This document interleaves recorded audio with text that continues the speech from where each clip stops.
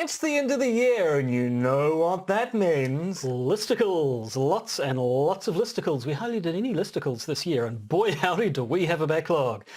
Here's one, 10 things you didn't know about JFK's tie. Or this one, the 32 signs your government is controlled by eels. No, Josh, the time for listicles is past. Or has been shunted into the future.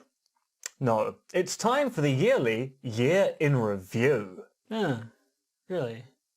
Again? It's supremely lazy content.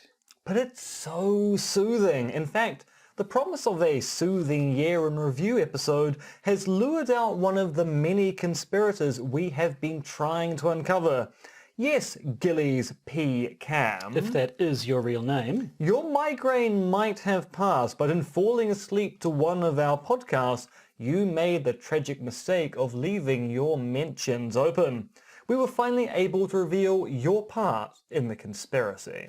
Yes, we now know that it is you who buys the pants. For what reason, we still aren't entirely sure, but we know. We know. Of course, now that we know about you and your pants-based role in the conspiracy, Gillies P. Cam... And we still harbour doubts that that is your name. You are now inextricably linked to us for all time. Or at least until the mystery of what really happened to MH370 is solved. Which comes with costs and with benefits. One benefit is apparently a best of 2019 episode, an episode which cannot consider itself as the best of 2019, which might be awkward if it turns out to be our best output this year. These are the contradictions we have to confront. Yes, so why not join Josh and myself as we take a look back on 2019 and ask, did we enjoy it? The answer will surprise you. But first, to celebrate the end of the year, it's time for a special party-based theme tune. Hit those jacks. Jacks? Yes. Jacks. No, not the jacks. The decks. Hit those decks, Joshy A. Addison. I will.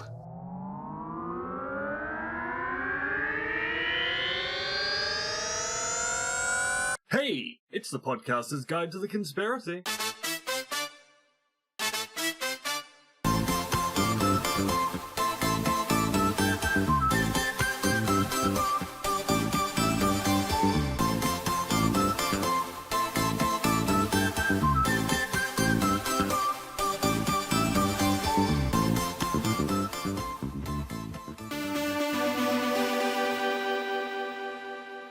Hello, Merry Christmas and welcome to the Podcaster's Guide to the Conspiracy. It's our last episode for the year. It is our last episode for this year.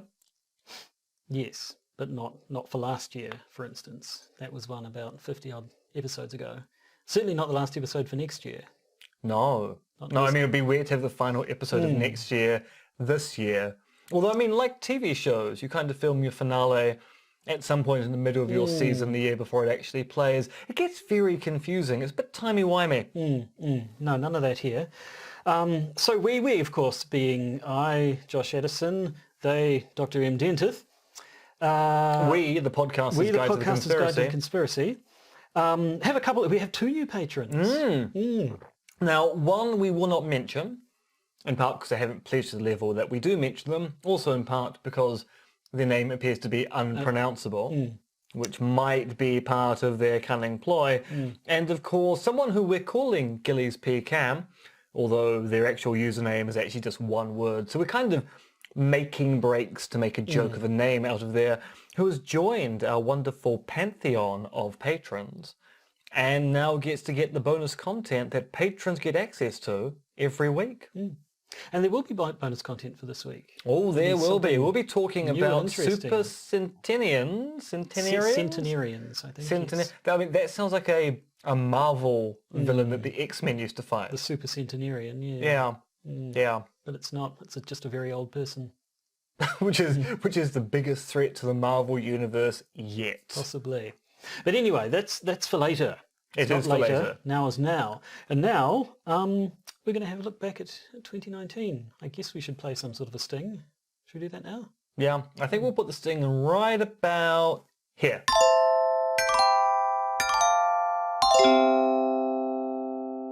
Yep, that's some good sting placement, I think. So in previous years, we've sort of rattled off everything we did in the year, and it doesn't really give you time to have No. much of a look at anything. So we thought this time we'd each pick our 3 favourite episodes and just have a bit of a talk about them, although favourite is possibly not the most accurate word to use. If we to start with your first pick. Yes, so my favourite episode of the last year has to be episode 211, which wears? I have no idea what's going on with my mouth You today. need either more or less alcohol. Yes. Broadcast March 21st. It is, of course, the Christchurch mosque shooting episode. Yes, I mean, certainly the biggest thing to have happened in New Zealand for a very, very long time, and the sort of thing that immediately started inspiring conspiracy theories. So we kind of couldn't not devote an entire episode to it. That's what we did. So for those of you who aren't aware of local history or indeed major political events that occurred in our region of the world back in March of this year, there was a series of mass shootings in Christchurch at 2 Islamic centres, leading to the death of at least 50 people, and all inspired by a terrorist alt-right white supremacist manifesto that the shooter had authored themselves, which has then led to a whole tranche of, say, gun regulation, gun control movements in the country, and a forthcoming trial about a terrorist which will be occurring next year. So the media here decided not to name this Which particular we are terrorist, which following we have with. also not done either. I think it's sort of kind of kicked off by the Prime Minister. She made a point of saying, I'll never mention his name. Now, overseas news agencies have no such compunction, so if you look at any overseas news source, you can find the guy's name out fairly quickly, but that's neither here nor there. So yeah, there's been, what has there been so far? There've been sort of hearings, sort of pre-trial. Yes, so you got the usual arraignment where the suspect gets to plead guilty or not guilty. He has pled not guilty, so wants to give a spirited defence as to why shooting more than 50 people, killing 50 people, was something that was not a crime in this country, which is going to be a fairly interesting argument. Well, yes. There were issues with finding him representation with actual legal firms in the country. He's been through several sets of lawyers by this particular point in time. So yes, it's going to be a very interesting trial. It's going to be interesting to see how the media covers it, both locally and also internationally. Yes, because it certainly, just from what we've seen so far, looks like the guy is going to want to use his trial as a platform to start rattling off all his bullshit white supremacy beliefs. And the media has sort of what was it? Was it a compact or an agreement or something? The media had sort of imposed upon themselves a bunch of conditions about to not spread this guy's views as much as possible. So they have said in the past that they will refrain, when reporting on the trial, they won't be repeating any of the white supremacy stuff, he says. Although that as gets much quite as possible, difficult, given the coded nature of the kind of rhetoric he and his ilk engage in, that you need to be fairly confident in being able to decode white supremacist symbols and language to then make sure you're not reporting them in the media. Yeah, I mean, the little example, of course, of the OK gesture, which is Doing that on camera. so many layers of sort of irony and trolling and is it a white supremacist thing or isn't it? But It wasn't, and now it is. It wasn't, and now it is, yes. But it's something. So, but he was flashing it in his arraignment. So an obvious white supremacist and murderer of 50 people thinks it's a fun sign to flash. So that should tell you something. And as someone who has the legal permission to have a copy of the terrorist manifesto, and thus one of the people who can admit to having read it and can talk about it, and I'm not going to talk about it in any depth like I didn't at the time, it is filled with hyperbolic language that on the face of it can't be taken seriously, which is of course precisely what these people do. But if you know how the language works, it's all coded references that other like-minded individuals are going to understand. Now, yeah, you mentioned the gun law changes, so they've come into effect, but now... Well, the first tranche. The first bit, So sorry, yes. It turned out after the shootings down in Christchurch that we actually have incredibly lax gun laws in this country, to the point where most people were horrified locally when they discovered just how lax our gun laws are. So we had a first tranche of gun laws which restricted particular semi-automatic weapons from being available to ordinary citizens, with some exemptions for farmers for farming use. Sort of apply for a license to get Yeah, them. But, and there are also bush rangers and the like have access to these weapons when it comes to removing pest and other related mammals in our native bush. But there's a whole bunch of restrictions placed upon particular armaments, and that was the first tranche. The second tranche of gun laws is to bring about an actual gun registry, because it turns out we don't know how many guns there are in this country, let alone who owns them, and that's now become a bit of a political football. yeah, I mean, I don't know. The talking points you hear seem to have been copied and pasted from the NRA, and it's hard to get a feeling for exactly how big the opposition to these laws are. There's one guy in particular who's a seller of guns who seems to have become the figurehead for the sort of gun rights movement here. A seller of guns with convictions for gun smuggling in the US. So I don't like. There doesn't seem to be a massive sort of groundswell of opposition to these gun laws. Just a bit of a vocal minority, But it does turn out that two of our political parties, ACT and National, are listening to that particular rhetoric and going, well, if we come back into government, we might rescind some of this stuff. So you might want to think twice about handing in your guns because we might change those rules. Yes, so we'll have to see. Well, Actually, about that. what's interesting is that the grace period for owning these semi-automatic weapons expires on the 21st of December, which will be Sunday. Saturday. Saturday, It is Saturday our time, the day after this podcast goes out, at which point those people who are resistant to giving up their semi-automatics will have gone from having the good grace to have time to hand them in to actually now committing a crime. Yes, and as has sort of developed throughout the year, we've had a bit of an issue with white supremacist rhetoric at the University of Auckland as well. In the wake this has been events. a quite confounding thing. So it turns out there have been white supremacists operating on the University of Auckland campus for quite some time, but they seem to be emboldened after the attacks down in Christchurch in March of this year.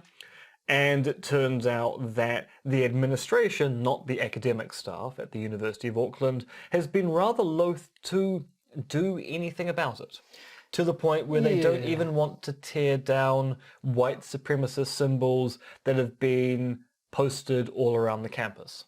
Yeah, they seem to be sort of running a freedom of speech, sort of not wanting to take a stand on any, not wanting to adopt anything that could be accused of being taking a side or any sort of a real stance on it, but that just kind of makes them look dumb. And also it actually does contravene the constitution of the university, which is designed to make sure that all students feel safe on campus all the time. And it turns out that when you have one of the most cosmopolitan universities in the world, white supremacism makes a significant part of the population feel very, very uncomfortable. So, shall I do my first one? I think so, because yours is much less depressing than mine. Well, it's less depressing. Less depressing. Definitely. It's not entirely... Not depressing. Yeah, precisely. No, my first pick for a favourite episode is episode 205. It went out early this year, February the 8th, which was our second look at gang stalking, and we started looking into targeted individuals. Or TIs. TIs, yes. These are people, Magnum TI. People who believe... Actually, that kind of works as a concept, because the whole point of Magnum PI is he comes back from, is it Korea or Vietnam, that he was a Marine in? Not sure. Never watched a lot of Magnum PI. So you can imagine a situation where he's got PTSD after his time in the war, and he thinks he's a targeted individual. Magnum TI, CBS, if you're listening, come to us. We've got all the really bad ideas. But until then, we can talk about that episode a bit more. So targeted individuals, of course, are people who believe they are being targeted by some mysterious them, the government or some authority or other, for sort of targeted harassment that takes many forms. They believe, it can be people harassing them on the streets. It can be electronic interference. It can be messages being beamed into their heads. And a whole lot of things that basically sound like symptoms of paranoid schizophrenia. Yes, which led us to a very interesting discussion. Are these the conspiracists that so many people who use the pejorative form of conspiracy theory and conspiracy theorist, are these the conspiracists they're actually worried about? People whose beliefs appear to be entirely subject to paranoia and not any kind of evidence-based rationality. And I mean, they do refer to things like good old MK Ultra, which was a real thing that really happened and did involve experimentation on people without their consent or knowledge. But when you actually talk to the people, and indeed one of the things that we used as reference for this episode was a video that Vice put out a couple of years ago, where they followed a couple of these targeted individuals, and yeah, I mean, a lot of their stuff kind of didn't stack up.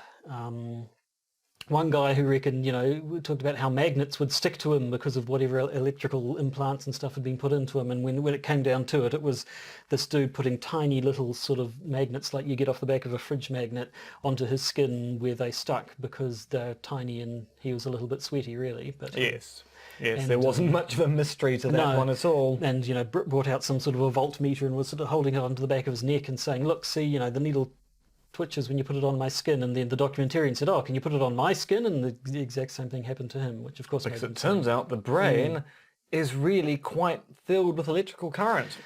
But I just found this episode really interesting just because of some of the contradictions involved. These are people who appear to be suffering from some sort of paranoid delusions, and yet the nature of their delusions fight against it. These people, they had some of them, one of the guys who quite casually talked about how he had these voices telling him to kill his family. Even when he's talking to the documentarian, he's like, oh, there they are now, they're telling me to tell you to bugger off and not talk to you. But because these people believe that this is the voice of the enemy, that these are people who are trying to trick them and the enemies who are subjecting them to the stuff, that motivates them to not do the horrible things they're being told to do and to actually resist it. And then furthermore, they sort of get, especially in the internet age, they sort of group together and have these sort of support networks, which psychologists will say is kind of not a good thing because they all get together and reinforce their own delusions, and yet they're also reinforcing their desire to fight against the delusions. They sort of, at the same time as they're receiving these paranoid messages, they're also resisting them by kind of the exact same delusion. Yes, I suppose the worry there is, given, now we're assuming that targeted individuals are not being predated upon by a state apparatus. So if they are suffering from a delusion, there are other factors which are going to potentially exacerbate delusional states, which means that those groups can very easily fall apart. And so the reinforcing mechanism that allows them to survive can then collapse into something which is an even worse state.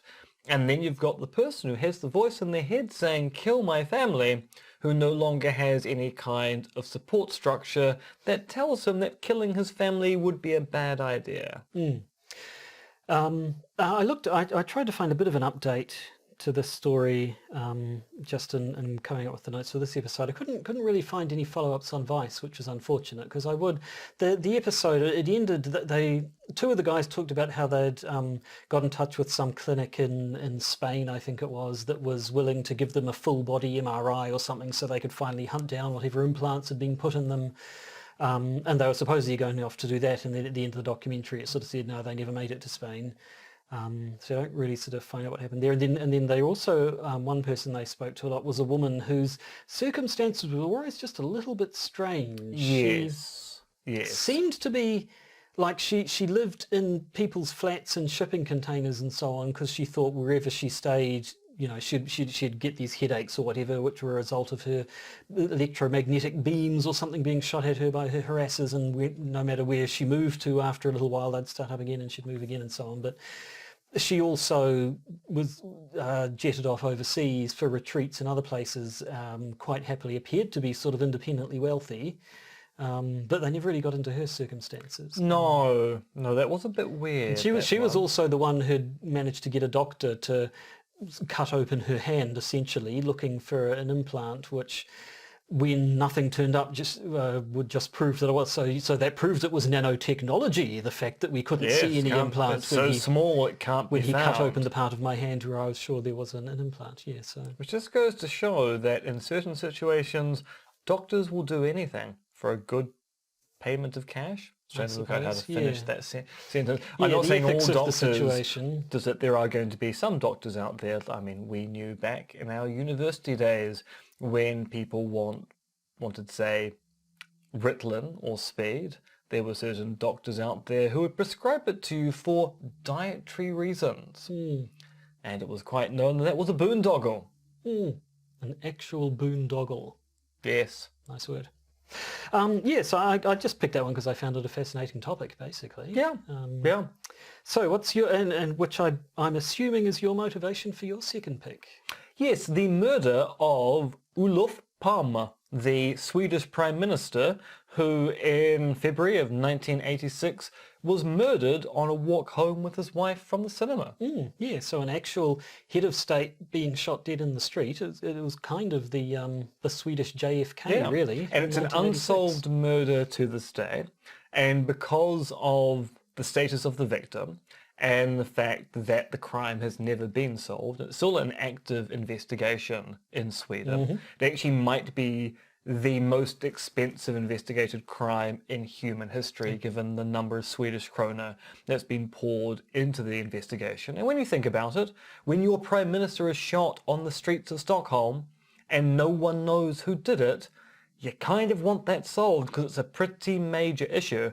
But due to the fact that it hasn't been solved and the variety of different theories and suspects, there are a number of conspiracy theories about not just the death of Palme, but also why it was never solved in the first place. Yeah, so there are conspiracy theories around either the police cocking up the investigation and then covering their own asses to save face, or deliberately cocking up the investigation, and thus covering up the fact that they didn't want to solve it in the first place. But I mean, there does seem to have been a bit of incompetence, really. There was the first officer, detective, I assume, who was put in charge of the case. Holmer was obsessed with the Kurdistan Workers' Party and was sure they were behind it for reasons that pretty much just appeared to boil down to racism. Yeah, basically they were foreigners, he was a xenophobe, they were the convenient suspects.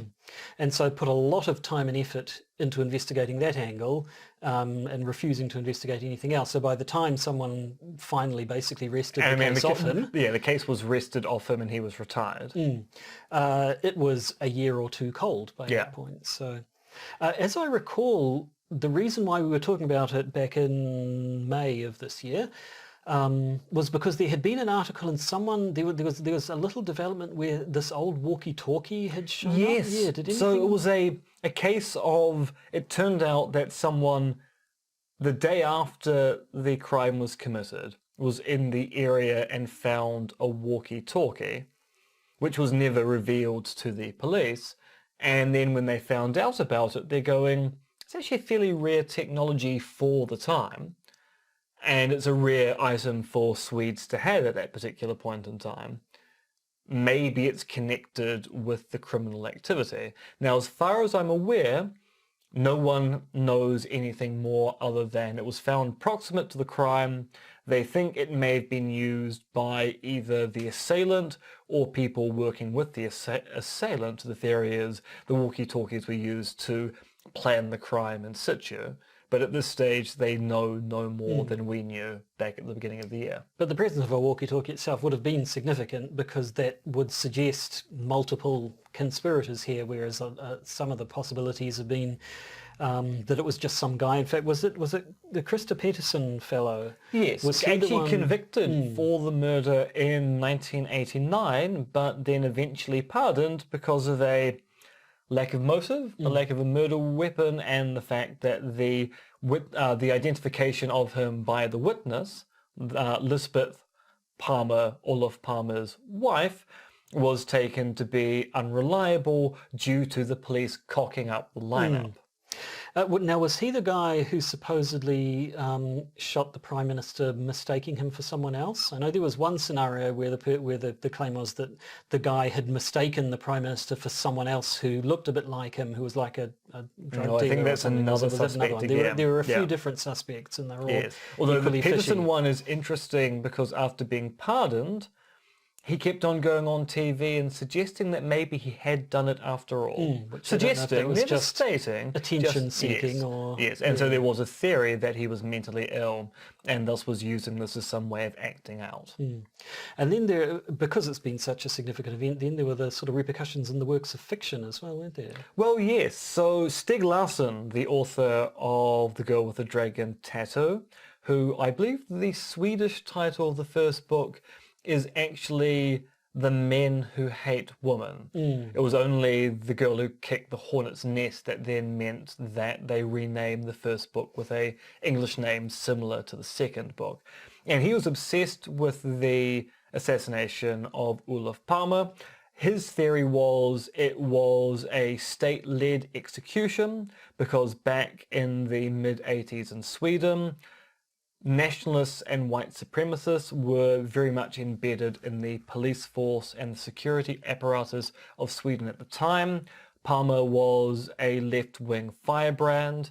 The apparatus didn't like that particular fact. They had a good reason to get rid of him, and thus Larsson thought it was a quite deliberate state-led conspiracy to kill off a prime minister that they didn't like.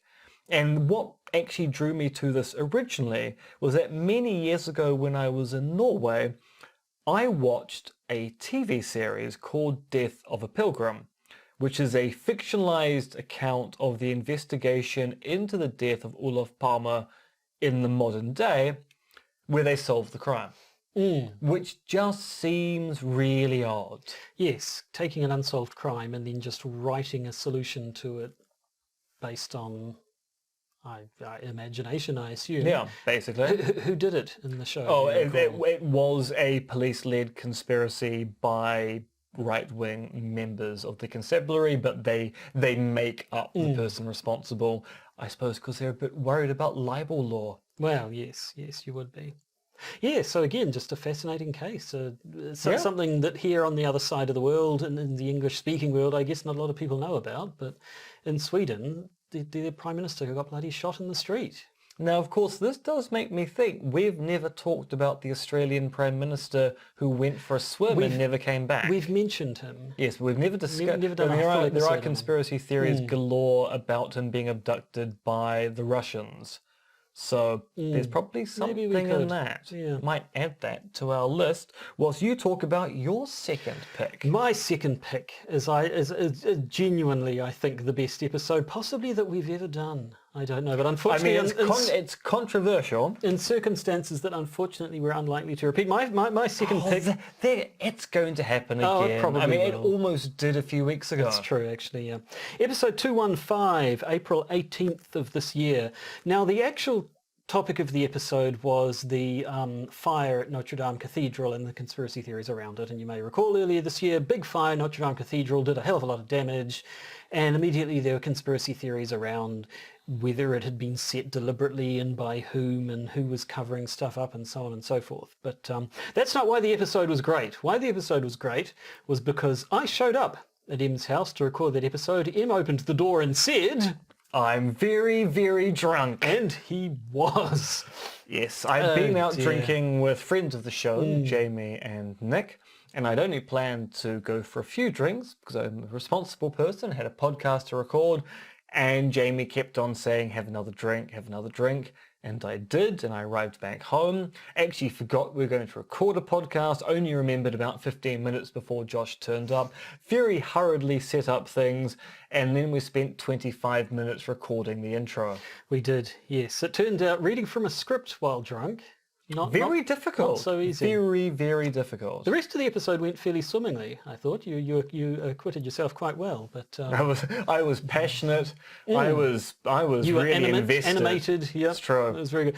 No, so in fact, that's the one episode where we know from the stats that most people consume this podcast in audio form. It goes up on YouTube every week, but the viewership stats indicate that most of you probably don't have time to sit down and watch a video, which is fair. You can do other things while listening to a podcast, but watching kind of takes your full attention. But that one episode is the one I think everyone needs to watch, because while the audio version just sort of had the final product I did edit intro, a lot of the problems out of the audio because as audio it didn't quite work. No, but in the video contains the supercut of, I can't remember, all 11 or was it 15 attempts? I can't remember. There were a lot of stopping and starting.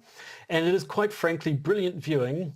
And your star turn, I think. I have to say, your finest moment. I mean, if it weren't for the fact that I would probably kill myself doing it every week, we should do more drunk podcasting. Yeah, at the time, I think we mentioned that whole Drunk Histories show and the fun they have with that. It was pretty much on a par, I think. Yeah, we could do a recounting of the history of North Head with me being drunk. 9/11, drunk. Drunk 9/11. So that brings us to your third and final pick, which I think, once again, you picked for similar reasons to my Yes, so pick. I'm thinking, once again, this is one you really need to watch the video for. This is episode 238, broadcast on October 10th, QAnon for Kids, or How We Scarred Josh's Children. I think the scarring went in the opposite direction, I have to say. The kids had a lot of my fun. theory is, what happens when they turn 21? Are we going to be showing this video their 21st? Oh, it's possible. No, so this was the episode. It was filmed during the school holidays, it was, as I recall. And my wife was away at a teacher. My wife is a teacher, and so has the school holidays off. His wife's also a common law partner. You keep on. Well, yes. You had a civil union. Celebrate the civil union. Close enough. There isn't a proper term for it. But at any rate, she was away. She was off on some teacher conference during the holidays, and so I was looking after the boys myself. And we thought, well, I could try and farm them out or something while we do our recording, or I could just bring them along. And so we decided, why don't we base an episode around that? And so we did. And so we tried to explain QAnon to a 6 and 9-year-old. Yes, and fairly quickly, I think it would be fair to say we lost control of the episode. Yes, and we never really got it back. I mean, Lucas, bless his cotton socks, did try to engage. Enthusiastic on camera. Yeah. But Jack. No, I think, I don't know. Lucas was most comfortable in front of a camera, I think. I don't know. We eventually, once we put the episode together and put it up on YouTube when my wife was back home, we played it for her. She got about halfway through the episode before tapping out because Lucas was just so goddamn loud all the time. Yes. It was probably our most scatological episode, yes. Which is actually quite interesting. Indeed. You'd be unsurprised to learn that to the minds of young boys, farts are the funniest thing they are. Possibly to the minds of grown adults as well, but we wouldn't admit that. Yes. We both failed at wrangling children completely. And yet I still feel that it was a very interesting experiment. And at least as informative as any other QAnon. In fact, possibly even more so, given the role of children in the narrative. So yes, again, another one to hunt down on the YouTube channel, if you feel like it, QAnon for Kids. Now, we're going to go in a completely different direction and go Shakespeare for Women. Shakespeare for Women? Women? So my final pick is episode 225. I noticed I just happened to pick episode 205, 215 and 225. Number one! Exactly. So this one was now July the 5th.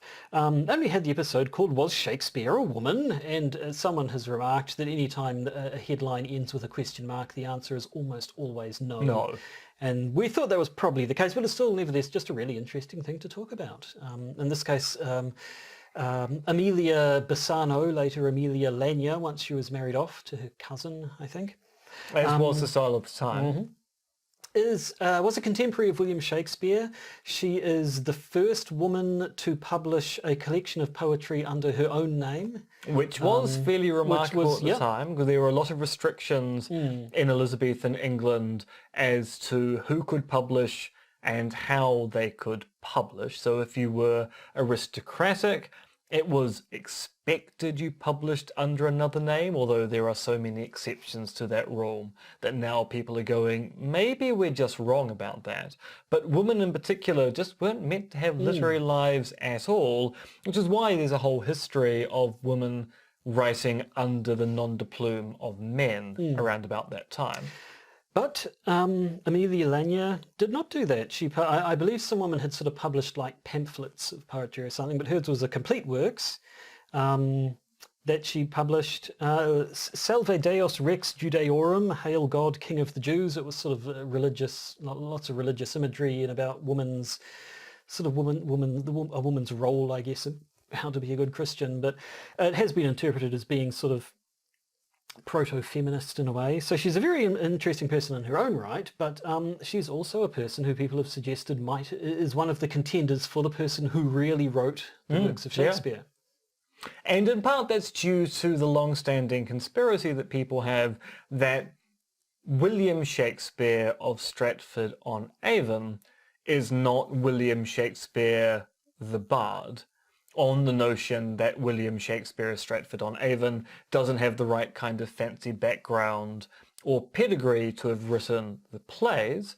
and thus he was the stage manager and one of the actors in the troupe, but not the writer of the plays his name is associated with, which has then led to a whole bunch of theories like the Earl of Oxford and the like being put forward to explain... Kit Harington. Yes, Kit Harington he's Jon Snow. Kit Marlowe. Yes, Kit Marlowe. Wrong Kit. Although, interesting theory that Kit Harington is actually Shakespeare, because when you think about him as Jon Snow with that kind of almost Elizabethan beard, the northern accent, all you do is put a ruff around his neck, and my God, it's the picture on the folio of the first Shakespearean publication. You've hit on to an absolute winner there, Joshua. Yes, no, sorry, wrong. Yeah, Kit Harington is Jon Snow. Kit Marlowe, of course, is the full name of the car from Knight Rider. Yes, that's true. Yeah. It's not often referenced in Knight Rider, but yes, it is Kit Marlowe, can you drive to my location? Yea, prithee. I shall. Yes. But yes, no, so the theories about how it could be that Amelia Bassano wrote the works of Shakespeare kind of go along the same lines as the existing ones. It's Shakespeare can't have written them because he's not the right kind of guy. And a lot of the ones, it's, he can't have written about court because he wasn't noble enough. He couldn't have written so well about things overseas because he wasn't well-travelled enough. And in this case, he couldn't have written female characters as well as he did because he wasn't woman enough. Yeah. And when you really look into it, I mean, they spend a lot of time talking about how the reasons why they think Shakespeare didn't write Shakespeare, and then go on to why they think, in this case, Amelia Bassano did. And a lot of it is the fact that we kind of only have there's no definitive, there are no diary entries of Shakespeare saying, today I wrote this bit of Macbeth. There are no records of anyone else saying, today I popped in on Shakespeare and he was in the middle of writing Romeo and Juliet or something. There's no specific records of Shakespeare actually doing the writing. His name's on everything, but they'll sort of say there's a whole lot of, all the evidence that Shakespeare did write Shakespeare is circumstantial. And yet when they talk about all the evidence for their pet theory, it's all just as circumstantial. Yes, you're replacing one circumstantial story with another, which is kind of lacking the history of attribution of the fact that nobody doubted the authorship of Shakespeare in Shakespeare's lifetime, just after Shakespeare died, or indeed up until the beginning of the 20th century, where a descendant of Francis Bacon thought, Francis Bacon isn't famous enough, I'm going to claim he also wrote the Shakespearean canon. I mean, the Shakespearean authorship controversy is a very new theory, which is kind of interesting in its own right. Yes, I mean, that was my final pick. I mean, they were just ordered chronologically, really, I guess. Because, again, I just found it a very interesting topic. So I think Amelia Bassano is a woman we should hear more about, a Yes. very interesting figure. And And certainly, you don't need to make her Shakespeare Exactly, to yeah. appreciate how great her work actually was. and or certainly is. there were ties. I mean, there's the suggestion that she was the Dark Lady that Shakespeare wrote about in some of his sonnets. Another MCU villain. There was some suggestion, there was stuff in that a lot of what we know about Amelia Bassano are from the diaries of another guy whose name I haven't got written down in front of me at the moment, who was sort of a bit of an occultist and a bit of an apothecary or whatever, back then, sort of scientist, occultist were kind of the same thing. And Amelia Bassano was a patient of his, and he kept detailed diaries, and so he's a person. He has some of our best accounts of going to see a Shakespeare play. He wrote about attending Shakespeare's plays and so on, and he wrote about his dealings with Amelia Bassano, one of which was her sort of quizzing him on occult matters, which people have taken to be possibly she was doing research for helping Shakespeare with the supernatural elements of Macbeth, because it was around that time. So it's possible, she certainly seems to be known to Shakespeare. It's possible she was a bit of a collaborator, possibly an influence on some of his roles, but no real evidence that she actually wrote the whole lot. No, and it should be pointed out that the journalist who's putting forward this particular theory seems to be much more interested in it as a bit of speculation than buying into a massive conspiracy to hide the real identity of Shakespeare. But it's a really interesting avenue into talking about Shakespearean authorship controversies and conspiracy theories, a topic we have covered in the past as well. Yes, no, so it was and that was because you heard the interview with Elizabeth Winkler, I believe. On national radio. So, I mean, the original theory has been around since about 2007, as I recall, but Elizabeth Winkler was here giving interviews earlier this year. She's written a book. She's written a book. And, I mean, yeah, so in the interview she did say, look, I can't prove conclusively that Amelia Bassano did write Shakespeare, but it's an interesting thing, and we should talk more about sort of women of the period and so on and so forth. And I agree. Yeah. So there we go. So those were our top picks. The top 6 2019. of 2019, which I think is a much better format for a end-of-year review. Yep, we should remember this next year, assuming we haven't all been teleported to Mars by Barack Or Obama. turned into electric eels to go around JFK's neck. And that's the end of the episode and the end of the year for us. Yes, so we'll do our usual thing we do at the end of every year and ask for listener feedback, something which very rarely produces anything of note or indeed anything at all. But if there are things about this year you've really liked or things about this year that you haven't liked about the podcast, why not write in to the contact details at the end of the show and give us your feedback. What do you want to see more of? What do you want to see less of? If you want to see more of me being drunk, you will have to actually contribute to the Patreon so we can actually make that Buy happen in the hooch. without it affecting bank balances and my liver at the same Because time. you do have expensive tastes. I do. I mean, this is, for those of you watching video, these are single malts. These aren't blends. Yes, so yeah, if there is anything you'd like to tell us, please do. Yes, please do get in contact. We always like getting emails from our listeners. Or you can even go to conspiracism.podbean.com and leave comments on the individual episodes yourselves, which hasn't happened a lot. And there was that one guy who didn't like the fact that we talked about Trump a lot in the episode specifically about Trump. Yes. But anyway. Yes. That's fine. And I believe he was a patron and is no longer a patron. Really? Yeah. I didn't know that. Oh well. So this episode will probably be going out on the 20th of December. I personally am on holiday for about 3 or so weeks after that, so it'll probably be mid-January Before we're back. And what a record. return we have planned. Do we? You've been invited to the notes for the stuff for the next episode. episode. I have. Oh, that's going to be the next episode. Okay. Yeah. I thought that was yeah. just for some unspecified time in the future. No, I think Okay. I think we get on this quickly. Right. Yep. No. Good. It makes perfect sense. And then it means we can do that, and then will be the end of the month. There'll be the catch up, everything that's happened between now and the end of January. Indeed. So I don't know. I mean, just as an aside, as we're recording this, the Congress has voted to impeach Trump. I Yeah, think so that's how it works. Donald Trump has now been impeached. Now, whether the trial is going to actually lead to him being ejected from the presidency is another matter entirely. But Donald Trump is the third US president to have a vote of impeachment. Fourth, I think, because didn't Nixon resign before he could actually be impeached? Yes, so I think that makes him Trump there's officially Nixon, the third. yeah. Nixon was Clinton, going to be and impeached. Buchanan? No. Johnson. Johnson. I don't know. One of them. Yeah. Another one. Jackson. Ages ago. Andrew Jackson. Andrew Jackson. There we go. We're not American. We don't have to know American presidents.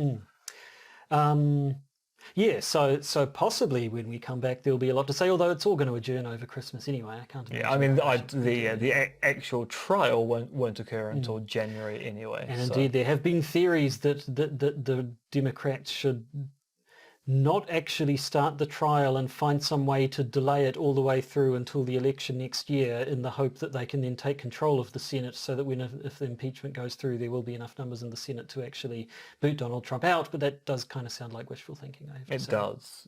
I think it will require a lot of procedural work to stop a vote from going ahead very quickly in a Senate which is controlled by the Republicans. Yes.